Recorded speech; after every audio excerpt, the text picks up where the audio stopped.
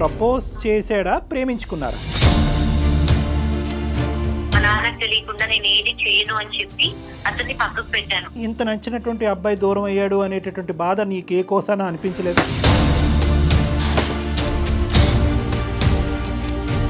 ప్రేమగా నటించాడా, నిజంగా ప్రేమించేవాడా? చెప్పేశాను డాక్టర్ ప్రతిదీ.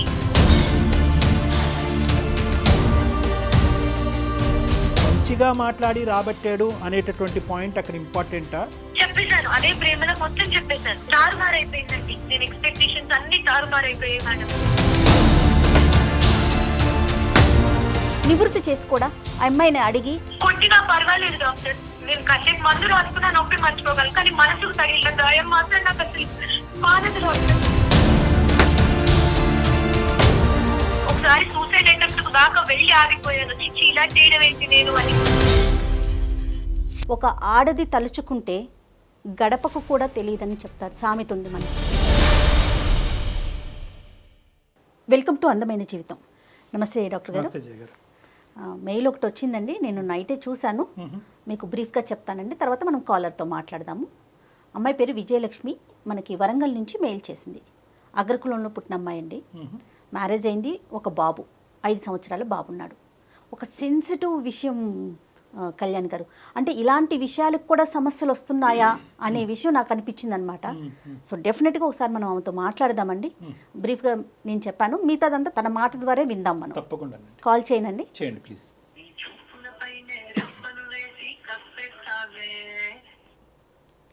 హలో, విజయలక్ష్మి అండి? అవునండి. నేను సుమన్ టీవీ అందమైన జీవితం ప్రోగ్రామ్ నుంచి కాల్ చేస్తున్నానండి. నాతో పాటు డాక్టర్ గారు కూడా ఉన్నారు, మాట్లాడొచ్చా మీతో? మేడం చెప్పండి మేడం. అమ్మా నమస్తే. విజయ కదమ్మా? విజయలక్ష్మి. అవును సార్, నమస్తే సార్, నా పేరు విజయలక్ష్మి అండి. డాక్టర్ గారు, అసలు నా సమస్య ఎంత విచిత్రమైన సమస్య అంటే డాక్టర్ గారు, బయట ప్రపంచాన్ని నమ్మలేం సరే, ఇంట్లో మనిషిని కూడా నమ్మలేని పరిస్థితిలో నేను ఈ మెయిల్ చేయడం జరిగింది డాక్టర్ గారు. సో నేనేంటంటే మదర్ లేకుండా పెరిగిన చైల్డ్ అన్నమాట. నా తర్వాత చెల్లెలుంది. మా డాడీ నానమ్మ అండర్ లో నేను పెరిగాను. నేను చిన్నప్పుడే, నాకు 7-8 years ఉన్నప్పుడే మమ్మీ డాడీ సమ్ డిస్ప్యూట్స్ తో వాళ్ళు దూరం అయిపోయారు. అప్పటి నుంచి డాడీ దేంతో దూరం అయ్యారు? వాళ్ళకి ఇంకా క్లాషెస్, వాళ్ళ మధ్యనే సరిగ్గా మ్యూచువల్ గా సరిగ్గా లేక క్లాషెస్ వచ్చి దూరం ఉంటున్నారు వాళ్ళు. ఓకేనమ్మా, విడిపోలేదు అంటే డైవర్స్ అవ్వలేదు కానీ దూరంగా ఉంటుంది. అఫీషియల్ డైవర్స్ అవ్వలేదు డాక్టర్. సో అలా పెరిగిన సిచ్యువేషన్ లో నన్ను చాలా జాగ్రత్తగా, అంటే రెస్ట్రిక్టెడ్ గా, అమ్మ లేదు కదా జాగ్రత్తగా అన్నట్టుగా పెంచుకొచ్చారు. సో అయిపోయింది, నేను మంచి మెరిట్ స్టూడెంట్ ని, కాలేజ్ లో టాప్, క్యాంపస్ లో రిక్రూట్ అయిపోయాను, జాబ్ చేసుకుంటున్నాను డాక్టర్. ఇంకా మా ఫాదర్ ఏమనుకున్నారో ఏంటో, ఇంకా ఒక అమ్మాయికి పెళ్లి చేసేద్దామనే థాట్ లో ఆయన ఉన్నారు. ఇంటికి పెద్ద నేనే, సరే సంబంధాలు చూడడము చేయడము అన్ని చేస్తున్నారు. ఈ మ్యాచ్ వచ్చింది డాక్టర్ నాకు, మా హస్బెండ్ ది. జాబ్ లో ఉన్నప్పుడే నేను మ్యాచ్ వచ్చింది, ఇంకా ఓకే సెటిల్ అయ్యాను కదా, నేను మా నాన్న వాళ్ళని కూడా చూసుకోవచ్చు, నాకు ఒక ఫ్యామిలీ అవుతుంది అని ఒక థాట్ తోటి పెళ్లికి ఒప్పుకున్నాను. సేమ్ 2016 లోనే మ్యారేజ్ కూడా అయిపోయింది. ఆయన అప్పుడు అసలు ఎంత బాగా మాట్లాడారంటే, నీ మనసులో ఉన్నవన్నీ నాకు చెప్పు, మన ఇద్దరి మధ్య ఎలాంటి ట్రాన్స్పరెన్సీ ఉండకూడదు, రేపన్న రోజున ఎవరు థర్డ్ పర్సన్ మనకి రాకూడదు అని చెప్పి ఎంత బాధ్యతగా మాట్లాడి కూర్చోబెట్టారో. ఆయన ప్రేమకి నిజంగా నేనైతే మా నాన్న తర్వాత ఎక్స్పెక్ట్ చేస్తున్నాను డాక్టర్ ఆయన్ని. అలాంటి సిచ్యువేషన్ లో నా బాధలని చెప్పమని అడిగేసరికి, ఇన్ని రోజులు తల్లి లేకుండా పెరిగి చెప్పేసుకున్నా అన్ని చక్కగా. చిన్నప్పటి నుంచి నేను ఎలా పెరిగాను ఏంటి, అమ్మా నాన్న చిన్నప్పటి నుంచే నీ చిన్నతనం నుంచే విడిపోయి దూరంగా ఉంటున్నారు, నువ్వు ఒంటరిగా నాన్నతో పాటే పెరిగావు అనేటటువంటి అంశం అయితే కనుక పెళ్లికి ముందే తెలుసు అతనికి. అదంతా తెలుసు. ఏ కారణం చేత అంటే, ఇప్పుడు నాకు ఇంకా కారణం చెప్పలేదు నువ్వు, అమ్మ నాన్న ఏ కారణం చేత దూరం అయ్యారు అన్నది, ఆ కారణం కూడా తెలుసా మీ భర్త గారికి? ఏ కారణం అమ్మా, అంటే నువ్వేం తప్పుగా అనుకోకపోతే ఏ కారణం చేత అమ్మ నాన్న దూరం అయ్యారమ్మా? అంటే మా అమ్మగారు కొంచెం డిఫరెంట్ బిహేవ్ చేయడము, అంటే వర్కింగ్ ఉమెన్ ఆవిడ ఇష్టం ఉన్నట్టుగా చేసేయడము, చెప్పింది వినకపోవడము, మా ఫాదర్ కి కొంచెం రఫ్ గా బిహేవ్ చేయడం. ఎందుకంటే మగవాళ్ళు కొంచెం లిమిట్ లో ఉంటేనే వాళ్ళు యాక్సెప్ట్ చేస్తారు అనే ఎందుగా ఉంటుంది కదా, అలా ఉండకుండా ఆవిడ ఇష్ట ప్రకారంగా ఉండడం వల్ల మా నాన్నకు కూడా నచ్చలేదు. నువ్వు ఇలా ఉండద్దు అని చెప్పి చూశారు. ఆవిడ నా ఇష్టం, నేను ఇలాగే ఉంటాను అని చెప్పి కొంచెం రఫ్ గా మాట్లాడడం, ఇలా చేయడం జరిగింది డాక్టర్. దాని వల్లే వాళ్ళు దూరంగా ఉన్నారు. ఇప్పటికే ఆవిడ బిహేవియర్ లో మార్పు లేదని, ఇంకా అలా కంటిన్యూటీ అలాగే ఉంది డాక్టర్ గారు. మ్యారేజ్కి ముందు ఐ మీన్ మ్యారేజ్ అయినాక మొత్తం మీకు సంబంధించిన ప్రతి విషయం కూడా ఆయనతో షేర్ చేసుకున్నారు అంతేనా విజయలక్ష్మి? చెప్పాను మేడం. ఎలా అంటే కాలేజ్ తర్వాత ఇవన్నీ చెప్పాక కాలేజ్ డేస్ లో కూడా నీకు ఏమన్నా లైఫ్ ఎలా ఉండేది, నువ్వు స్టూడెంట్ మెరిట్ స్టూడెంట్ కానీ ఏమన్నా ప్రపోజల్స్ కానీ నీకు నచ్చిన వాళ్ళు కానీ ఇలా ఎవరైనా ఉన్నారా అని ఈ వేలో అడగడం స్టార్ట్ చేశారు డాక్టర్. ఓకే. నేను దానికి కూడా చెప్పాను. అంటే నాకు ఒక అతను వచ్చి ప్రపోజ్ చేశాడండి, అతనికి నేనంటే ఇష్టమని చెప్పాడు, పెళ్లి చేసుకుంటానని చెప్పాడు. కానీ నేను మా నాన్నను మాట్లాడాలి, మా నాన్న ఓకే అంటే నాకు పర్వాలేదు, మా నాన్నకు తెలియకుండా నేను ఏది చేయను అని చెప్పి అతన్ని పక్కకు పెట్టాను. అతను వచ్చి మా నాన్నతో మాట్లాడడం జరిగింది. మా నాన్నగారు ఒప్పుకోలేదండి దానికి. ప్రపోజ్ చేశాడా, ప్రేమించుకున్నారా? లేదు డాక్టర్, నాకు వచ్చి ప్రపోజ్ చేశాడు ఆయన. నీ మనసులో అతనికి ఒక స్థానం ఉండేదా ఆ టైంలో? ఉంది డాక్టర్. ఎందుకంటే సేమ్ క్లాస్, అతన్ని చూస్తూ ఉన్నాను, అతను మాట్లాడటము, అతని బిహేవియర్ వేరే వాళ్ళతో ఉండేది. So you loved him. నీకు అతనంటే ప్రేమ ఉండేదండి. ఎక్కడో సాఫ్ట్ కార్నర్ ఉండేది, నాకు ఇష్టపడి ఉంది. అంటే నేను ఇలా చెప్పాను, మా ఫాదర్ ఒప్పుకుంటేనే చేసుకుంటాను. అతను వచ్చి అడగడం జరిగింది మా ఫాదర్ని. మా ఫాదర్ ఒప్పుకోలేదు, డైరెక్ట్ గా ఒప్పుకోలేదు. రీజన్ ఏమై ఉండొచ్చు విజయలక్ష్మి? Caste madam.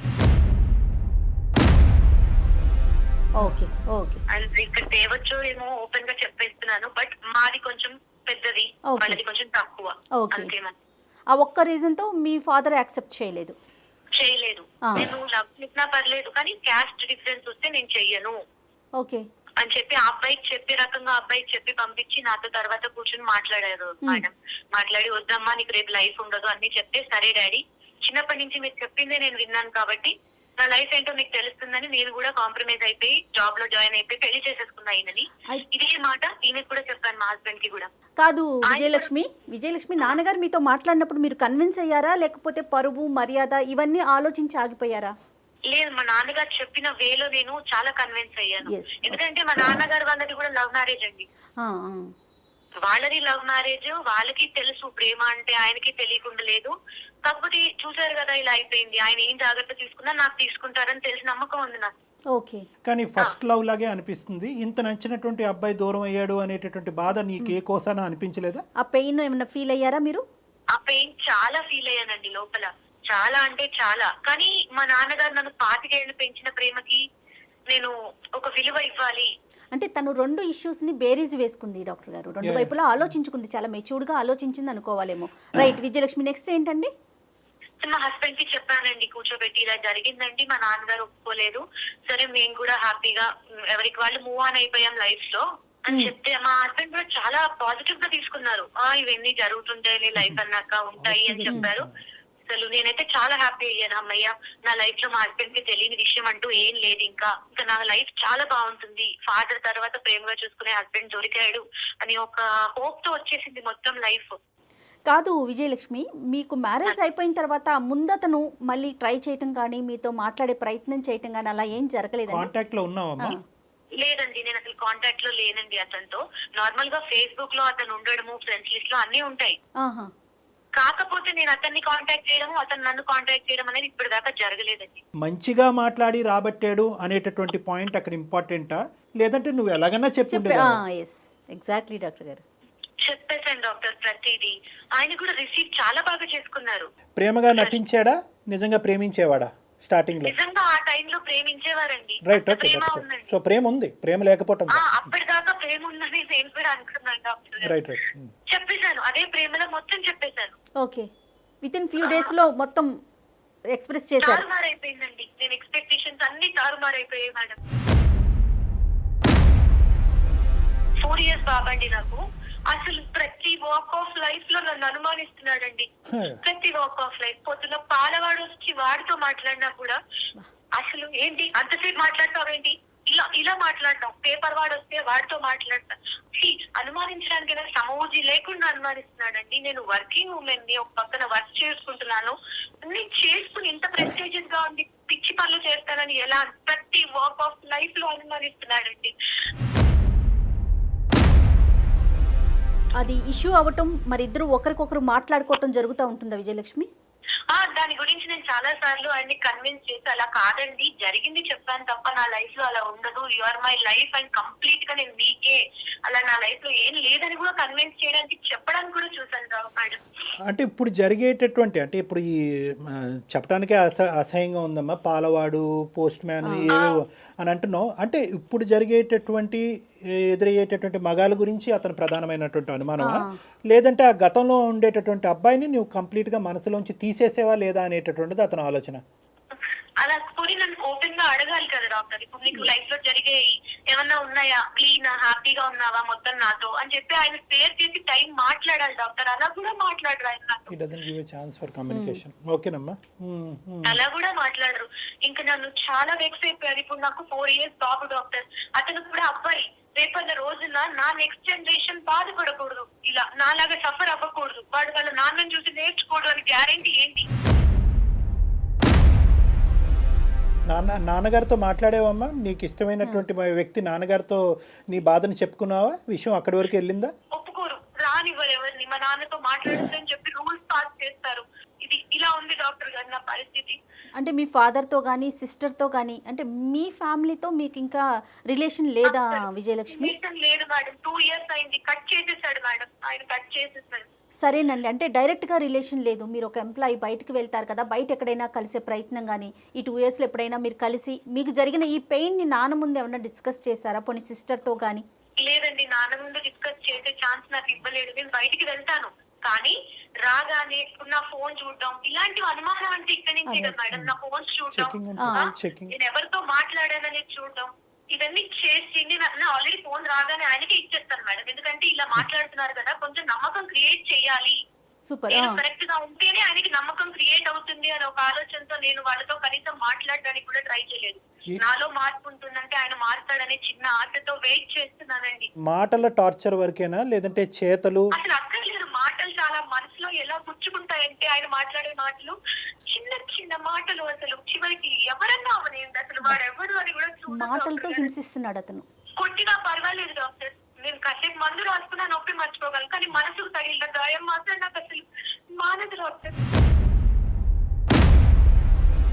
విజయలక్ష్మి, వాళ్ళ పేరెంట్స్ ఏంటండి? అతని మీ హస్బెండ్ వాళ్ళ పేరెంట్స్ ఉన్నారా? వాళ్ళకి తెలుసా ఈ విషయాలన్నీ? అసలు వాళ్ళు నాతో సరిగ్గా ఉండరు. వాళ్ళు కూడా వాళ్ళ తమ్ముడికే సపోర్ట్ చేస్తారు మేడం. ప్రతిదీ ముద్దుల తమ్ముడు అన్నంత ఇది కావాలి, ప్రతిదీ వాళ్ళకి. ఇంకా ఎక్కువ కావాలంటే నా మీద కల్పించి చెప్తారు, ఇంకా ఏమైనా చెప్పడానికి ఛాన్స్ ఉంది. ఎలాంటి సలహా కోసం మమ్మల్ని మెయిల్ పెట్టారు విజయలక్ష్మి? మీరు ఏమి ఎక్స్పెక్ట్ చేస్తున్నారు? మేడం నేనైతే మెంటల్ గా చాలా ఫిక్స్ అయిపోయాను. అసలు నా పొద్దుతను ఇంకా నేను వెళ్ళిపోనా అని ఒక వైపు ఉన్నప్పటికీ అతని మీద ప్రేమ నన్ను ఆపేస్తుంది. నాకు చాలా ఇష్టం ఆయనంటే. నాన్న తర్వాత అంత ప్రేమని ఈయనకే పంచాలి అనే మైండ్ సెట్ తో వచ్చిన మనిషిని నేను. వెళ్ళిపోదాం అనిపించి 2 times నేను యాక్చువల్గా వెళ్ళిపోదాం అనుకుని ఆగిపోయాను. ఒకసారి సూసైడ్ అటెంప్ట్ దాకా వెళ్ళి ఆగిపోయాను. ఇప్పుడు ఇతనికి అనుమానం, అది ఎట్లా ఈ కొడుతున్నాడో తిడుతున్నాడో అంటే కొట్టేది తిట్టేది కనిపిస్తుంది, కానీ తన మాటల ద్వారా హింసిస్తున్నాడు కదా, దీన్ని కూడా ఒక రకమైన మానసిక ఇబ్బంది అనుకోవచ్చు అంటారా? ఇదంతా కూడా ఒక కండిషనల్ లవ్ అంటారమ్మా. ఈ ప్రేమలో కండిషన్స్ ఉన్నాయి. ఈ అమ్మాయిని ప్రేమ ఒకప్పుడు ఈ క్యారెక్టర్ అనేటటువంటి అంశం ఈ రోజు విజయ అతనికి చెప్పకుండా ఉంటే కనుక బహుశా ఇంకొక స్వర్గలోకం ఈ అమ్మాయి చూసి ఉంటుంది.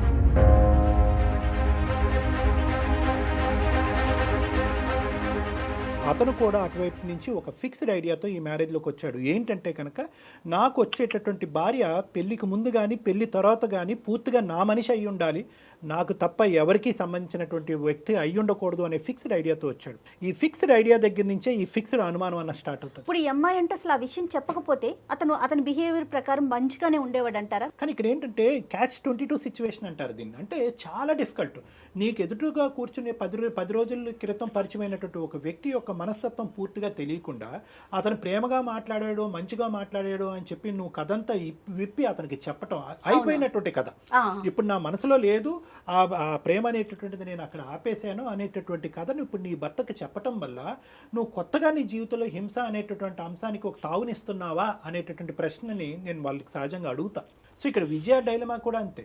విజయ డైలమా ఇక్కడ ఏమైంది, అరే చెప్పేసేయాలి, భర్తే కదా ఇంత ప్రేమగా మాట్లాడుతున్నాడు, తండ్రి తర్వాత ఇంత ప్రేమనిచ్చినటువంటి వ్యక్తి ఇతనిలాగే అనిపిస్తున్నాడు, నేను అదే ప్రేమను అతనికి ఇవ్వాలి, కాబట్టి మా ప్రేమ స్వచ్ఛంగా ఉండాలంటే మనసు విప్పి నేను మాట్లాడాలని ఈ అమ్మాయి చెప్పేసి. ఇక్కడ మళ్ళీ మనం విజయతో మాట్లాడిన దాని ప్రకారం అతని వైపు నుంచి అతను ఏమీ చెప్పలేదు, బహుశా ఉన్నాయో లేవో అది తర్వాత విషయం, బట్ తిను మాత్రం నేను చాలా ట్రాన్స్పరెన్సీగా ఉండాలి అని జరిగిన విషయం జరిగినట్టు పూసగుచ్చి చెప్పింది. ఎస్పెషలీ నా ఉద్దేశం ఏంటంటే అవతల మనిషి యొక్క పూర్తిగా అంటే మీరు ఇంతకుముందు ప్రేమించినటువంటిది ప్రేమించి పెళ్లి చేసుకున్నటువంటి వ్యక్తి అంటే కనుక ఆ కథ డిఫరెంట్.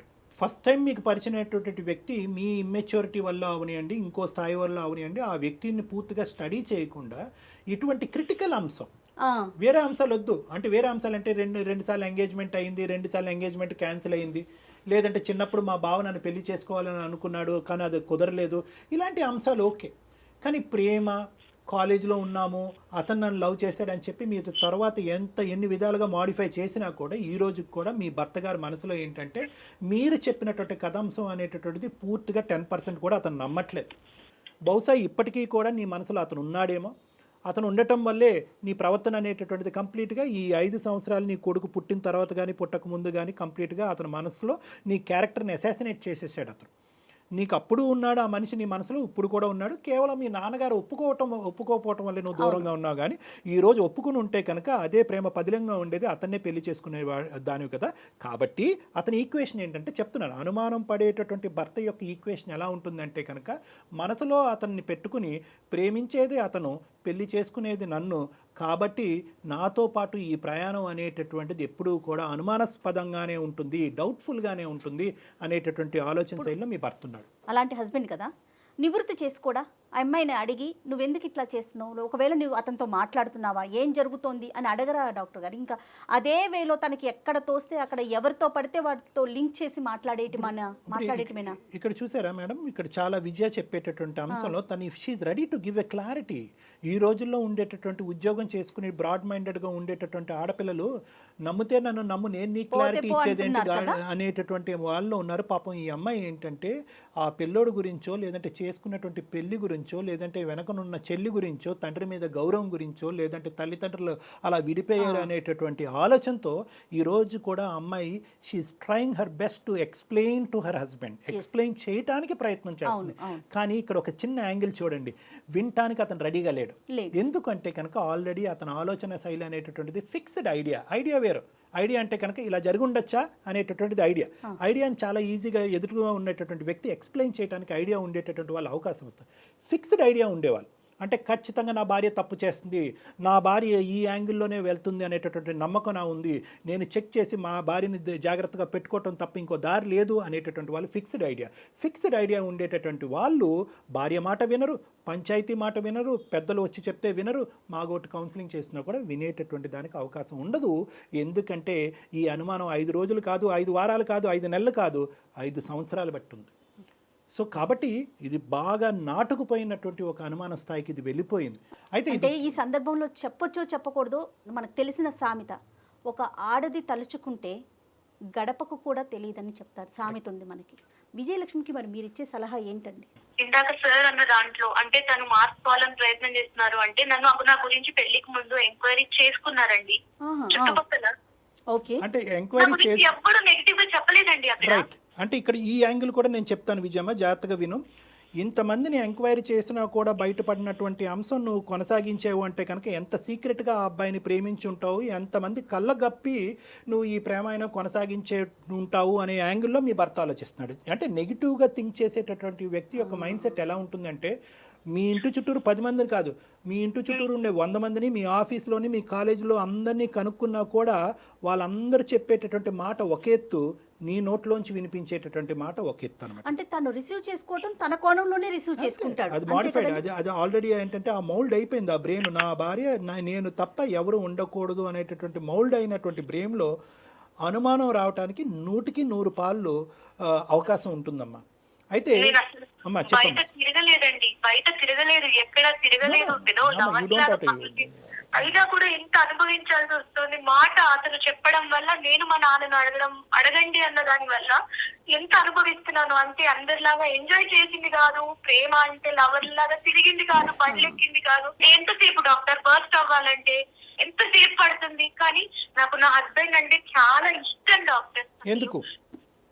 ఆయన అంతే మా నాన్నంత ప్రేమ. ఎందుకంటే పెళ్లి చేసుకున్నా నాకు ఆయన అంటే ఇష్టము, నాకు కొడుకున్నాడు, ఆయన చూసుకుంటాడని నమ్మకంతో నేను పెళ్లి చేసుకున్నాను. అంటే ఈ ఒక్క అంశం తీసి పక్కన పెడితే కనుక మిగతా ఇష్యూస్ లో, అంటే ఇంటికి కావాల్సినటువంటి సదుపాయాల్లో, నీకు కావాల్సినటువంటి అవసరాలు తీర్చేటటువంటి అంశంలో అలవాటులు లేకుండా, ఇల్లు ఆఫీస్ తప్ప ఇంకొక లోకం లేకుండా మిగతా అన్ని అంశాల్లో మార్కులు వేస్తావా నీ భర్తకి? నాకు అసలు మా ఆయన విషయంలో అలా ఎలాంటి లోటు లేదండి. అనుమానం తప్ప. పూజింగ్ ఉందండి, ఆయనకి పూజింగ్ ఉంది, పూజింగ్ అలవాటు ఉంది. ఉన్నప్పుడు ఏం మాట్లాడరండి, పోస్ట్ కాన్షియస్ లో ఉన్నప్పుడే మాట్లాడతారు ఆయన మాటలది. సో తను తెలిసే మాట్లాడుతున్నారు. పోనీ తాగి మాట్లాడతారా అంటే అది వేరండి డాక్టర్. కాన్షియస్ మైండ్ లో లేరని నేను అడ్జస్ట్ అవుతాను. అంటే విజయ్ మాట్లాడుతున్నారు.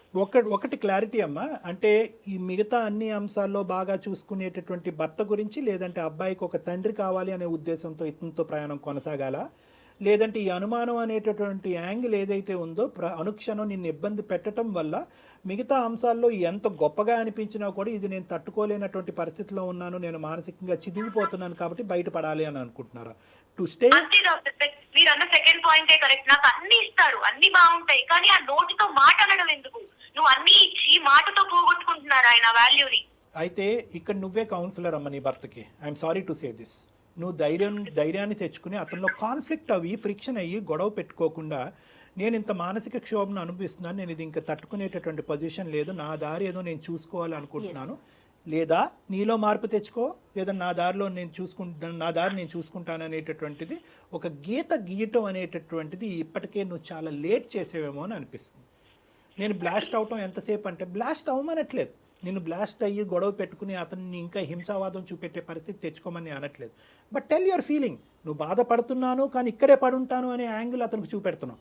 నేను బాధపడితే ఇంకా బాధపడేటటువంటి పరిస్థితి వస్తే కనుక బయటపడేటటువంటి ఆలోచనలో నేను ఉంటాను, నాకు ఆ అవకాశం ఉంది అనేది నువ్వు అతనికి చెప్పాలి. 100% ఇంకో ఛాన్స్ కూడా ఇచ్చాను డాక్టర్. ఏంటంటే నా ఫోన్ తీసుకెళ్లి ఆయన దగ్గర పెడతాను. అంటే నేను ఏదైనా మాట్లాడట్లేదు, నేను ఎవరితో కాంటాక్ట్ లో లేను, ఆయనకు అలాగైనా నమ్మకం కుదురుతుందేమో. అలా అవ్వదమ్మా. నేను నా మాట విను. నువ్వేంటంటే ఇంక ఇలాగ అన్ని సబ్మిట్ చేసే కొద్దీ అతను ఏమనుకుంటాడంటే కనుక ఎక్కడో ఏవో తప్పులు చేసి వస్తున్నావు కాబట్టి నీ తప్పుని కప్పిపుచ్చేటటువంటి ప్రయత్నంలో ఇంకో ఎత్తుకు పై ఎత్తేసి ఆ ఇన్ఫర్మేషన్ అంతా డిలీట్ చేసి సింపుల్ గా ఫోన్ అతను ముందు పెడుతున్నావు అని అనుకుంటాడు. అనుమానం పడేటటువంటి ఆలోచన శైలిలో ఉండేటటువంటి వాళ్ళకి నువ్వు ఇంకా సబ్మిసివ్ అయ్యి, ఇంకా తలదించుకుని, ఇంకా మెట్టు దిగి ఎక్స్ప్లెయిన్ చేయడానికి అవకాశం లేని చోట ఎక్స్ప్లెయిన్ చేసేటటువంటి పిచ్చి ప్రయత్నం ఇంకా ఆపు. ఇంకా అవసరం లేదు ఇది. It will not happen. If it has not happen for 5 years, it will not happen again. కాబట్టి మీరు ధైర్యం చేయండి విజయలక్ష్మి, ఒక్క స్టెప్ ముందుకు వేయండి. నీ వైపు ఉన్న బలం ఏంటంటే, ఏమండి నేను భరించినంతకాలం భరించాను, ఇంక ఇదే కంటిన్యూ అయితే కనుక నీ మాటలు వినడానికి నేను రెడీగా లేను. మీ ఆలోచన శైలి మలుపు తిప్పుకోండి. మలుపుకు తిప్పుకునే అవకాశం లేకపోతే కనుక పదండి, ఎవరైనా పెద్ద మనిషి దగ్గరికి వెళ్దాం, లేదంటే ఎవరైనా డాక్టర్ దగ్గర కౌన్సిలింగ్కి వెళ్దాం. ఈ 3 కండిషన్స్ మీరు ఒప్పుకోనట్టయితే కనుక I just want to leave this house అని చెప్పి కొంత టైం ఫ్రేమ్ ఇచ్చి take a call on it అమ్మా. Take a decision, no problem. ధైర్యంగా ఉండండి Vijayalakshmi. Okay madam, thank you అండి. Thank you so much. Thank you so much. All the best అమ్మా. God bless you. All the best.